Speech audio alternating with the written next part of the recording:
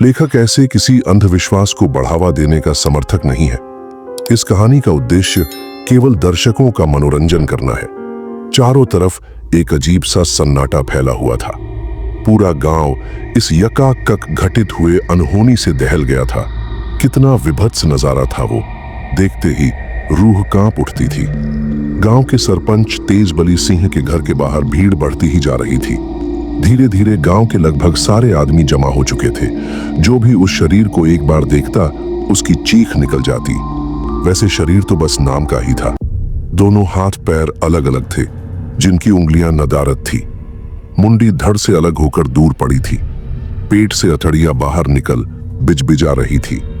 खोपड़ी में जगह जगह से खून निकलकर जम चुका था। चेहरा पूरा काला हो चुका था। कान का अता पता ही नहीं था और आंखों की जगह पर मांस के लोथड़े लटके हुए थे। कुल मिलाकर ऐसा लग रहा था जैसे शरीर को अभी अभी किसी कसाई खाने से लाया गया हो, और उस पर भी हजारों मक्खियों का उन अंगों से चिपकना मंजर को और भी विभत्स बना रहा था। कितना भला आदमी था, बेचारा नाहक ही मारा गया। उसी भीड़ में दो बुजुर्ग आदमी बात कर रहे थे। सही कह रहे हो भैया, आजकल तो अपने गांव देश के बाहर निकलकर नौकरी करने लायक भी नहीं रहा। अभी 2 दिन पहले ही मिला था, कितना खुश था अपनी जिंदगी से।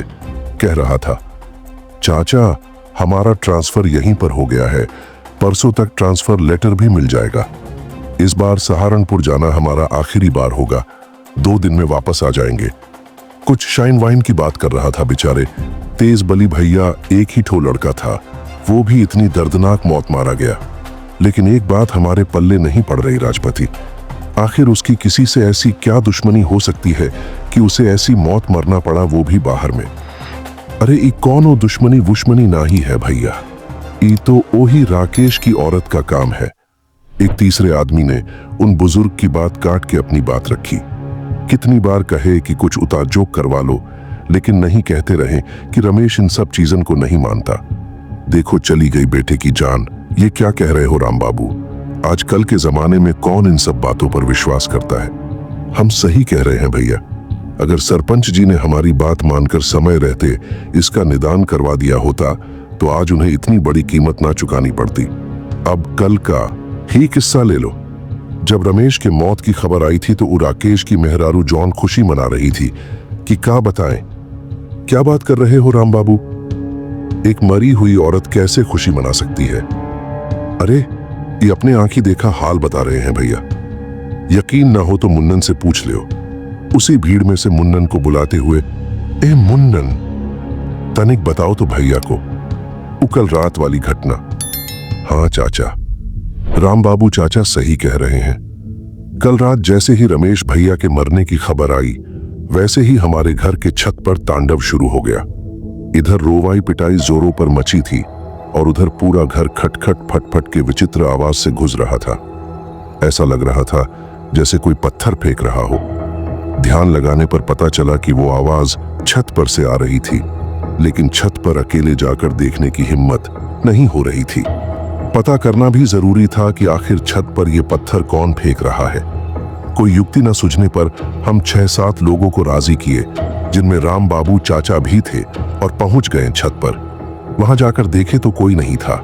चारों तरफ झांक कर चेक भी कर लिए, लेकिन कोई नहीं दिखा। हम सब नीचे आ गए। जैसे ही हम सब नीचे आए, फिर से वही आवाज। हम लोग फिर दौड़कर छत पर गए, लेकिन सब जस का तस। उसके बाद हम लोग नीचे आने के लिए अभी मुश्किल से 3-4 सीढ़ी ही उतरे होंगे कि कानों में जोर जोर से घुंघरुओं की आवाज आने लगी। ऐसा लग रहा था जैसे कोई नाच रहा हो। फिर तो हम लोग ऐसा भागे कि दोबारा जाकर देखने की हिम्मत ही ना पड़ी। ये सब धड़ाम धुड़म छन छुन का किस्सा रात भर चला है चाचा। दिनकर बब्बा कह रहे थे कि वो अपने कुनबा में एक और आदमी के शामिल हो जाने का खुशी मना रही थी। आज सवेरे 5 बजे जब रमेश भैया की मिट्टी आई है, तब जाकर वो तांडव बंद हुआ है। प्यारे दोस्तों, ये कहानी कैसी लग रही है? अगर आपको इस कहानी का पार्ट 2 चाहिए तो कमेंट बॉक्स में जरूर बताइए। अगर आप लोगों ने पार्ट 2 के लिए ज्यादा से ज्यादा कमेंट किया तो मैं इसका पार्ट 2 जरूर लाऊंगा। मेरे चैनल को सब्सक्राइब करें, वीडियो को लाइक और शेयर करना न भूलें। मिलते हैं आपको अगले भाग में। धन्यवाद।